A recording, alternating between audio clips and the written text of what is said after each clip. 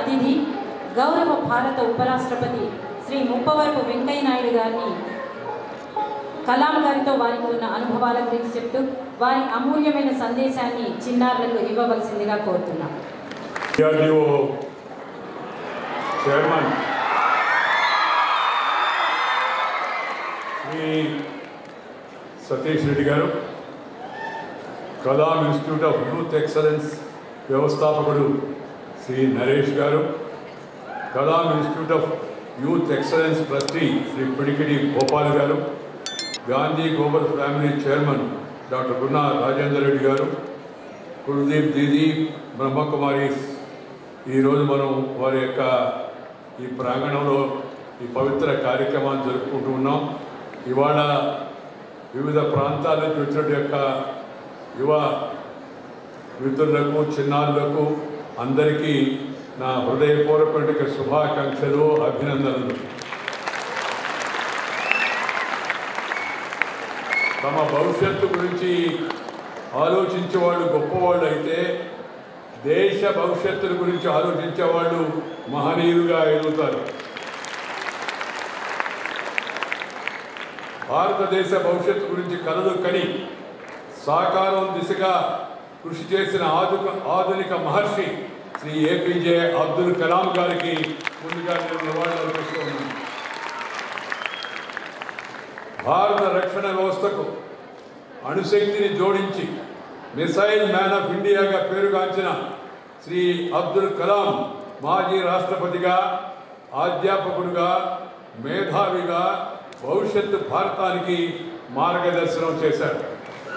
మనల్ని శక్తివంతులు చేసేది విజ్ఞానం అయితే, మన మీద గౌరవాన్ని పెంచేది వ్యక్తిత్వం అంటూ భారతీయ యువతను ఉత్తేజనం చేసిన శ్రీ కలాం స్ఫూర్తిని భవిష్యత్తుకు అందించాలన్న లక్ష్యంతో ఏర్పాటు చేసిన ఈ సదస్సులో పాల్గొనడం, మీ అందరితో మాట్లాడడం చాలా సంతోషంగా ఉంది. I feel very happy. मैं मन में बहुत प्रसन्न हूँ, सचमुच में.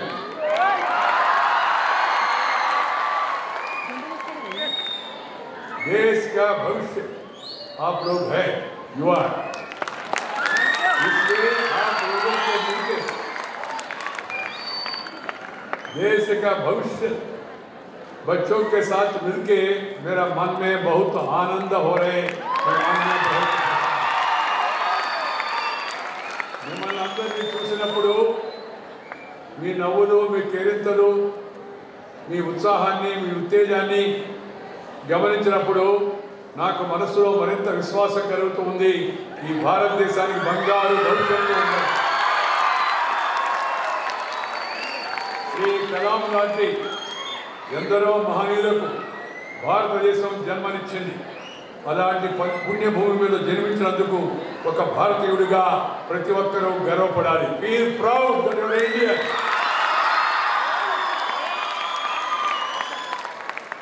Feel proud that you are a భారతీయ. ఆదికాలం నుంచి, వేదకాలం నుంచి, పుణ్యకాలం నుంచి, పురాణకాలం నుంచి మన పూర్వీకులు అనుభవించి, రంగరించి, మేళవించి మనకు అందించిన వారసత్వాన్ని అందిపుచ్చుకొని మన తరం, నేటి యువతరం, రేపటి భవిష్యత్ తరానికి కూడా దాన్ని అందించవలసిన పవిత్ర కర్తవ్యం మన అందరి మీద, బోధిస్కంధాల మీద ఉందని మీ అందరికీ నేను మనవి చేస్తూ ఉన్నాను.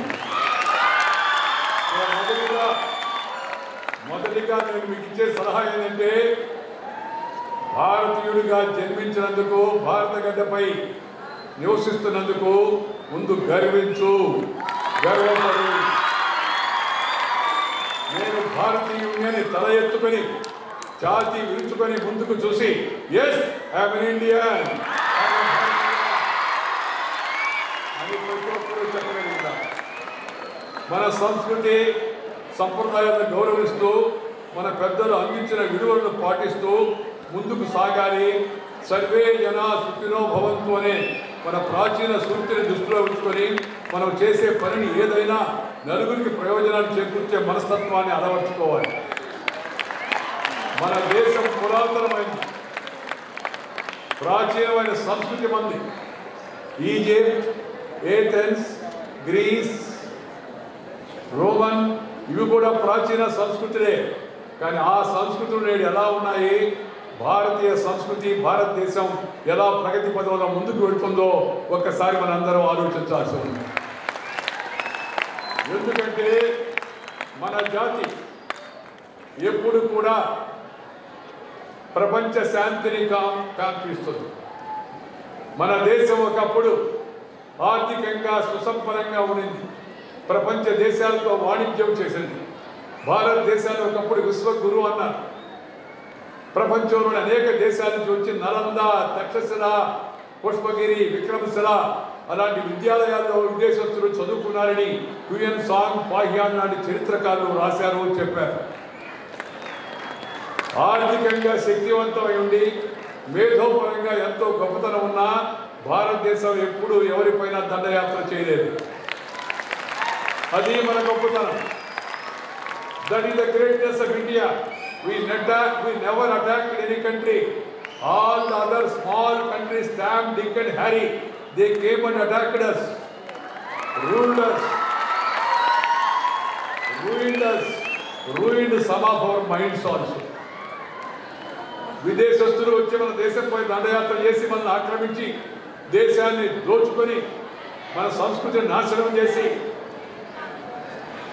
ఆ తర్వాత వెళ్ళిపోయారు. అలాంటి దేశంలో పుట్టిన మనం ఎందుకు గర్వించాలంటే ఎంతో శక్తివంతమైన దేశమైనా మనం ఎప్పుడు ఎవరిపైనా దండయాత్ర చేయలేదు. సర్వే జనో సుఖినో భవంతు. మనం ప్రపంచమంతా ఒక కుటుంబం అని భావించేట ఏకైక దేశం, ఏకైక సంస్కృతి భారతీయ సంస్కృతి మాత్రమే మీ అందరికీ నిర్మాణం చేస్తాము.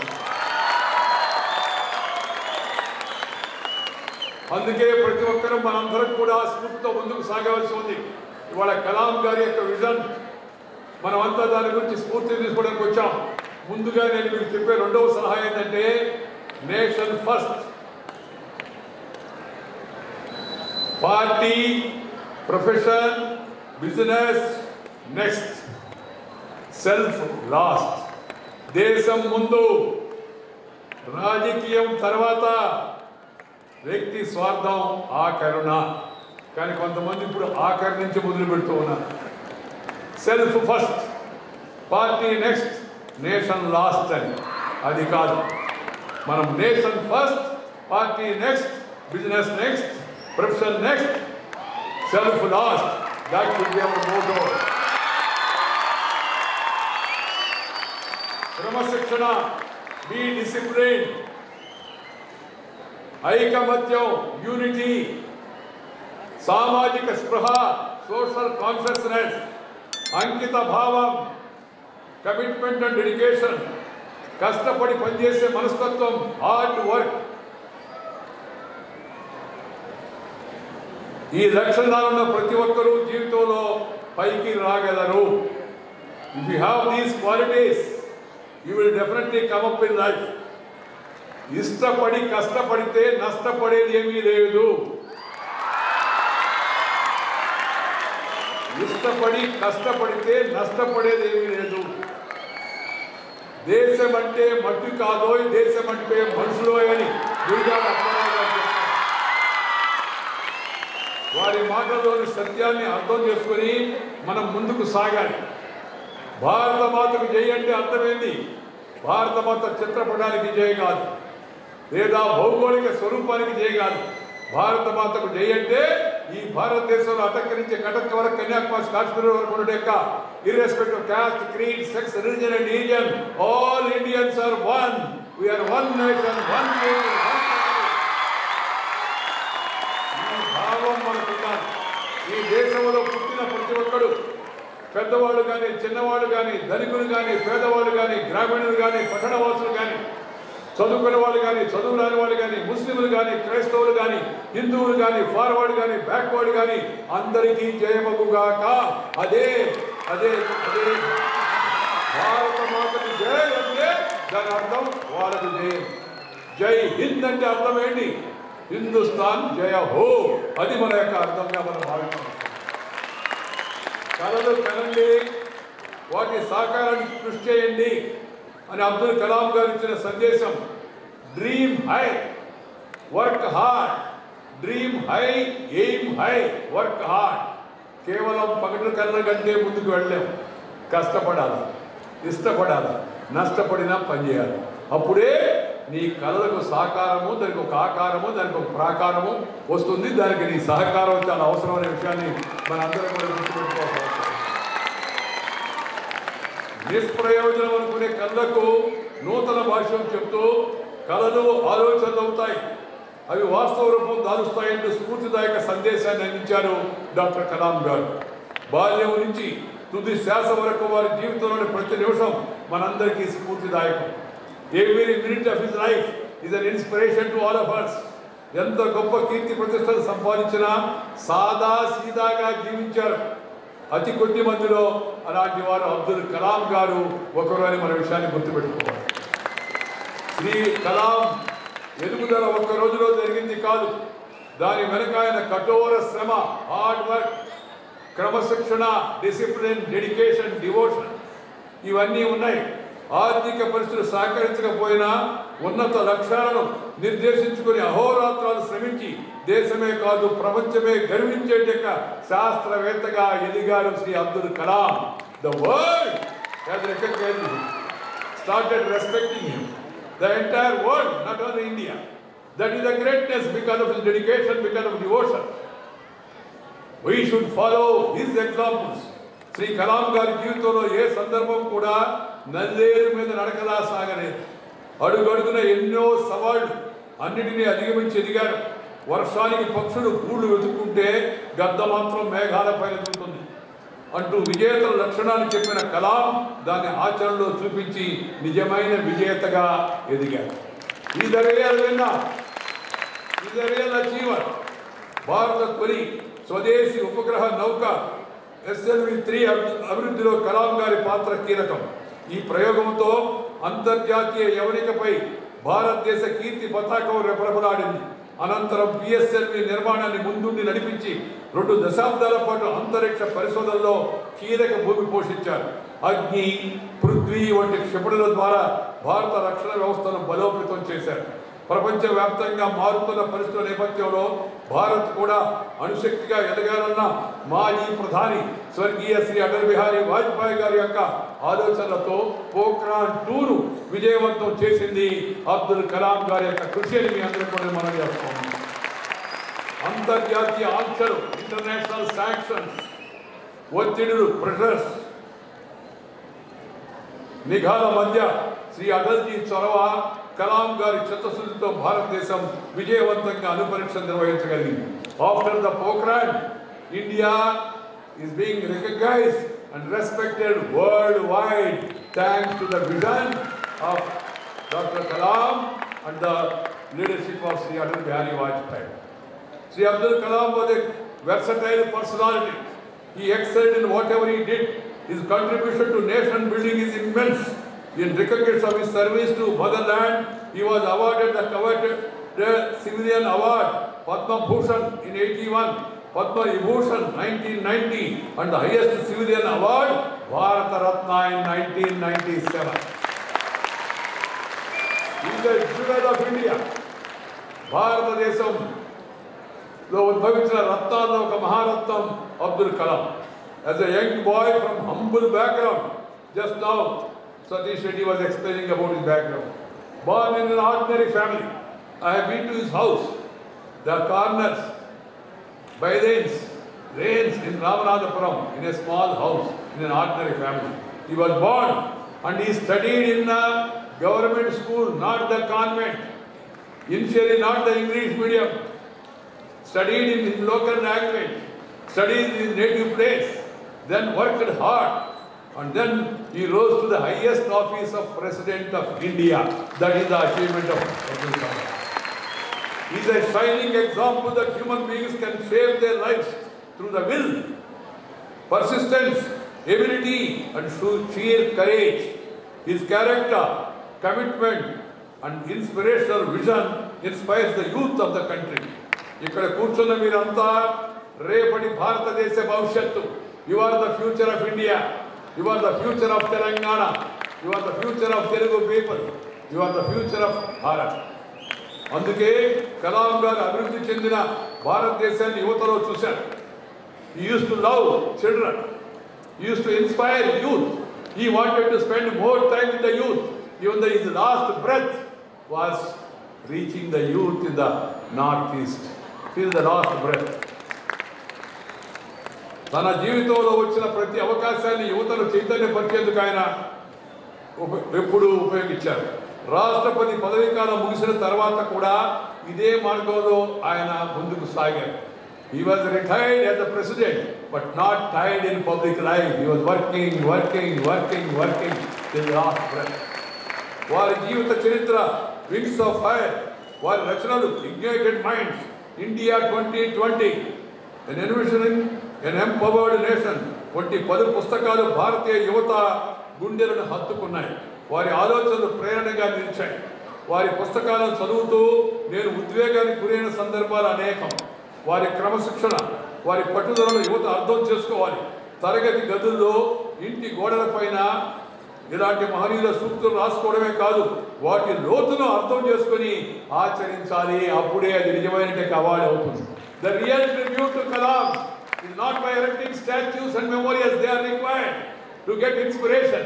But the real tribute to Kalam is following his teachings and preachings. ఆయన చూపించిన మార్గంలో నడవాలి, చిత్తశుద్ధితో పనిచేయాలి, క్రమశిక్షణగా వ్యవహరించాలి, దేశభక్తిని ప్రదర్శించాలి. ఈ దేశంలో సామాన్య జనం పట్ల, పేదల పట్ల ఎప్పుడు శ్రద్ధ ఉండాలి. Taking care of the suppressed, oppressed and depressed people. That should be the priority. This is his teaching. He firmly believed in the potential of Indian youth and wanted them to be leaders in the country's transformation. He had said, I quote, children have hard-wired ability to be creative, imaginative and innovative that often diminishes along the way. These inherent capabilities have to be identified and encouraged to have a new breed of innovative thinkers who are prepared to solve future challenges of our world. చిన్నతనం నుంచి మంచి పుస్తకాలు చదివేందుకు ప్రతి ఒక్కరూ ప్రయత్నం చేయాలి. మంచి పుస్తకాలు చదవాలి, మంచి ఆలోచనలు చేయాలి. దేశ నాయకుల చరిత్రను చదివి తెలుసుకోవాలి. Who is Gandhi, what is Gandhi, what is Subhash Chandra Bose, what is Sardar Vallabhbhai Patel, what is Bal Gangadhar Tilak, what is Lal Bal Pal. ఈ త్రయం ముగ్గురు ఎవరు? లాలా లజపత్ రాయ్ ఎవరు? బాలగంగాధర్ తిలక్ ఎవరు? భగత్ సింగ్ ఎవరు? రాజగురు ఎవరు? సుఖదేవ్ ఎవరు? కొమరం భీమ్ ఎవరు? అల్లూరు సీతారామరాజు ఎవరు? వీరపాండ్య కట్టబొమ్మలు ఎవరు? ఇవన్నీ మనం తెలుసుకోవాల్సింది. దురదృష్టవశాత్తు బ్రిటిష్ వాళ్ళ చేత ప్రోత్సహించబడిన భారతదేశ చరిత్రలో మన చరిత్రకు తగిన ప్రాధాన్యత లేదు. మన దేశం కోసం కష్టపడి పనిచేసిన, దేశాన్ని ముందుకు నడిపించడానికి అనేక మంది మహనీయుల యొక్క జీవితాలను చరిత్రలో పేర్కొనలేదు. అందుకే నేను భావిస్తున్నాను, రాబోయే నూతన విద్యా విధానంలో భారతదేశం కోసం కృషి చేసిన మహనీయుల యొక్క జీవిత చరిత్రకు అబ్దుల్ కలాంతో సహా ప్రాధాన్యత ఇవ్వాల్సిన అవసరం వస్తుంది. Our children should read the history and life and teachings of these people and get inspiration. ఎంతమంది నాయకుల యొక్క జీవితాలు మనం చదివితే అంత ప్రేరణ మనకు వస్తుంది. ఈ మధ్యనే I have been to Andaman Nicobar. I had an occasion to visit the Seludar jail and I have occasion to see the cell where Swatantra Veer Damodar Savarkar was incarcerated. మీలో చాలా మందికి తెలవదు, వినాయక దామోదర్ సవర్కార్కి బ్రిటిష్ ప్రభుత్వం 50 సంవత్సరాలు శిక్ష వేసింది. 50 సంవత్సరాలు. 11 సంవత్సరాలు ఆయన ఒకడు ఏకాంతంగా ఉండే గదిలో టాయిలెట్ లేకుండా నిర్బంధించబడ్డాడు. రాత్రి పూట మూత్రం కోసం ఒక పాత్ర పెట్టేవాడు, ఉదయాన్ని కానీ దాన్ని తీసేవాడు కాదు. ఆయన రూముకి ఎదురుకుండా ఉరి కంభం, ఉరి వేసే యొక్క హ్యాంగింగ్ సెంటర్ అవుతుందో దాన్ని కనబడిగా చేశారు. ఎందుకంటే చూస్తే ఆయన నిరాశకు నిస్పృహకు గురి అవుతాడు. అలాంటి క్రూరమైన కృత్యాలు చరిత్రలో అనేకం జరిగాయి. అనేక మంది మహనీయుల కష్టాలు నష్టాలు పడ్డారు. వాళ్ళ జీవిత చరిత్రలు మనం తెలుసుకోవాల్సి ఉంది, వాళ్ళ త్యాగాలను మనం స్మరించుకోవాల్సి ఉంది. తద్వారా ముందుకు వెళ్ళాల్సిన అవసరం ఎంతో ఉంది. దేశం సంగతి దేవుడు ఎరుక, చిట్టినా బొద్దకు శ్రీరామ రక్ష, ఎవడెట్టపోతే నాకెందుకు, నా పొట్ట బాగుందనే తరహా నాయకులు కొందరు తయారై ఉన్నారు. వాళ్ళు నాయకులు కాదు. మనం నాయకులు అనేవాళ్ళని ఇందాక చెప్పానే, అలాంటి నాయకులే కడుగు జాడలో నడవాలి. దేశం కోసం, సమాజం కోసం మనం సమాజము, దేశము, మన సంస్కృతి, మన సాంప్రదాయం, మన పెద్దలు తీర్చినట్టు విధానం దాన్ని గౌరవించాలి. ఏమిటి మన సంస్కృతి? మన దేశంలో మన సంస్కృతి ఏమిటనే విషయాన్ని కూడా మనందరం అర్థం చేసుకోవాల్సి ఉంది. ప్రతి ఒక్కరు కూడా భారతదేశ యొక్క సంస్కృతిని అర్థం చేసుకొని దాని ముందుకు వెళ్ళాలి. భర్తృహరి, వేమన, సుమతి నీతి శతకాలు, పెద్ద బాల శిక్ష, పంచతంత్రం లాంటి కావ్యాలు, మహర్షి తిరువళ్ళు వారు రచించిన తిరుక్కురల్ లాంటి గ్రంథాలు చదవడం ద్వారా జీవితంలో ఎన్నో లాభాలు పొందవచ్చు.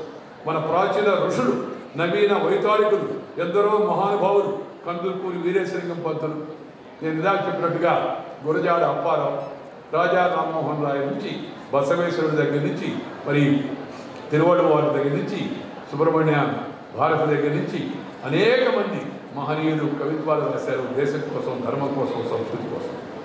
ఇలాంటి ప్రాచీన గ్రంథాలు చదవడం ద్వారా మన యొక్క విజ్ఞానాన్ని పెంపొందించుకోవాలి.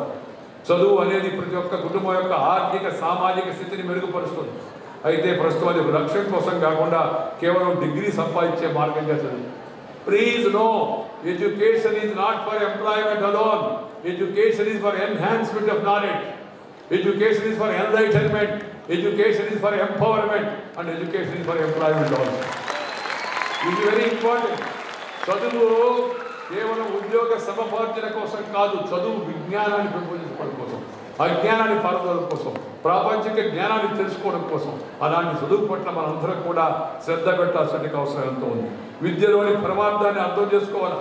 చదువు అనేది వివేకము, విజ్ఞానము, స్వావలంబన కోసమే తప్ప ఉద్యోగం కోసం మాత్రమే కాదనే విషయాన్ని ప్రతి ఒక్కరు గుర్తించాలి. దేశాన్ని నాయకత్వం వహించే భవిష్యత్తు భారత భాగ్య విధాతలను తయారు చేయడమే లక్ష్యంగా విద్యారంగంలో మార్పులు రావాలి. అలాంటి విద్యా విధానం మనకు కావాలి. కులతత్వము, మతత్వము, ప్రాంతీయ తత్వంతో పాటు మూర్ఖత్వానికి యువత దూరంగా ఉండాలి. ఇవాళ రాజకీయ నాయకత్వం మనం కొందరు చూస్తున్నాం. కులం పేరుతో, మతం పేరుతో, వర్గం పేరుతో, వర్ణం పేరుతో, జిల్లా పేరుతో, భాష పేరుతో జనాన్ని చీల్చే ప్రయత్నం చేస్తున్నారు. నేను ఎప్పుడు చెప్తూ ఉంటాను, నాయకులు ఎలాంటి వాడు కావాలి, ప్రజలు ఎలాంటి వాడిని ఎన్నుకోవాలి. నేను పార్టీల గురించి మాట్లాడను. Character, calibre, capacity and conduct ఉన్న నాయకులను ఎన్నుకోవాలి. Character, calibre, capacity and conduct ఉన్న నాయకులు. 4 C's are important. But unfortunately ఇప్పుడున్న కొంతమంది నాయకులు ఆ 4 C's బదులు వేరే కొత్త 4 C's తెచ్చారు. ఏందయ్యా 4 C's అంటే? Character, calibre, capacity and conduct కాదు.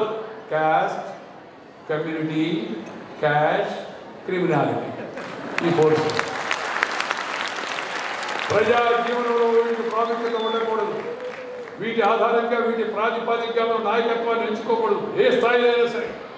We should not give importance to caste, community, cash and criminality.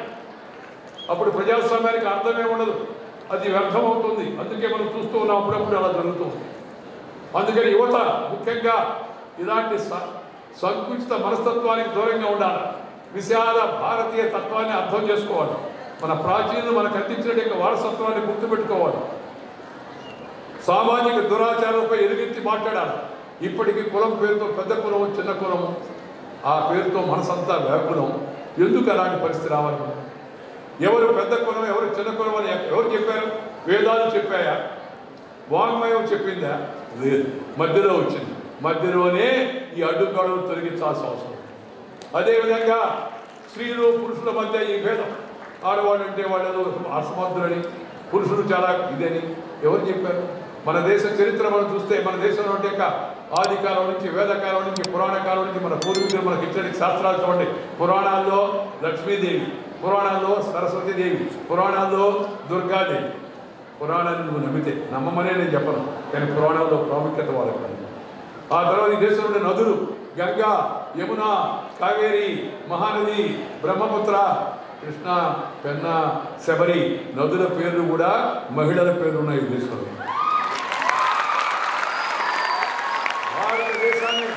భారతదేశాన్ని మనం ఏమంటాం? మాతృదేశం అంటాం, పితృదేశం అనం. We call India as our motherland. We don't call it as father's land. That is the importance we give to women in this country. అది మన పరంపర, అది మన సంస్కృతి. ఆ సంస్కృతిని మనం గుర్తుపెట్టుకోవాలి. అవకాశం ఇస్తే మహిళలు కూడా తమ శక్తిని చూపించగలరు. బేటీ బచావో బేటీ పడావో బేటీ బడావో అనే ఉద్యమం చేయాల్సిన పరిస్థితి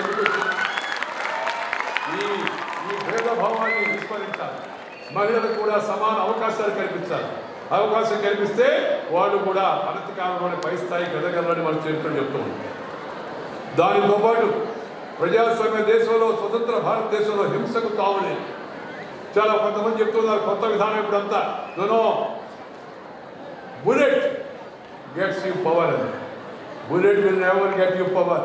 ballot is more powerful than bullet అనే విషయాన్ని మనం అందరం అర్థం చేస్తాం.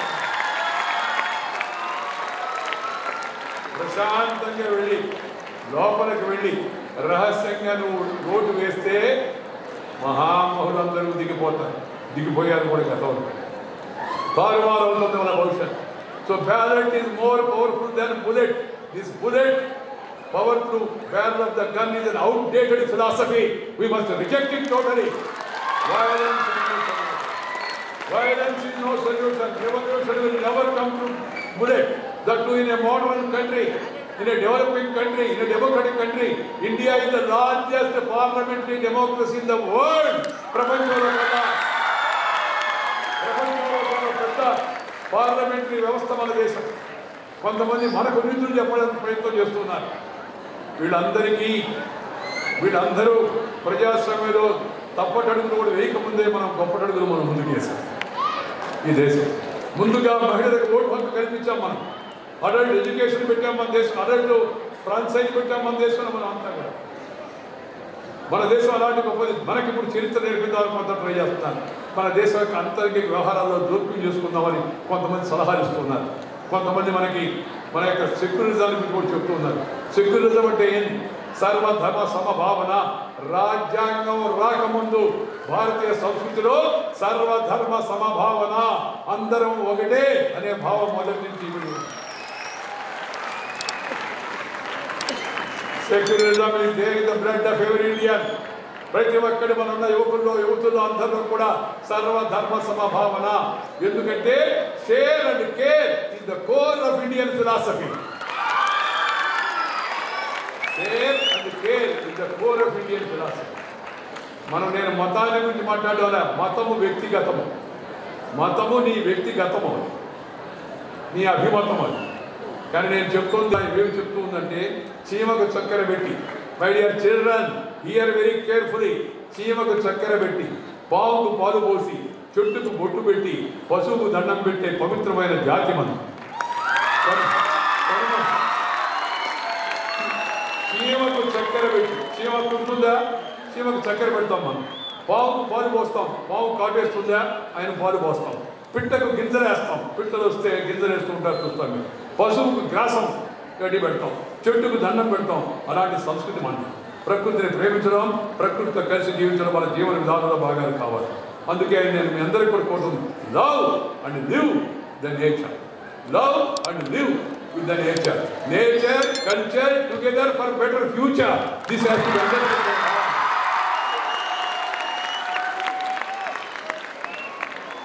ఆఖరిగా నేను చెప్పేది ఒకటే, భారతదేశం శక్తివంతమైన దేశంగా తయారు కావాలి. శక్తివంతం అంటే ఆర్థికంగానే కాదు, సామాజికంగా శక్తివంతంగా కావాలి, సమైక్యం కావాలి. అందరూ శాంతి కాముకులు కావాలి. Peace is the prerequisite for progress. If you have tension, you cannot pay attention.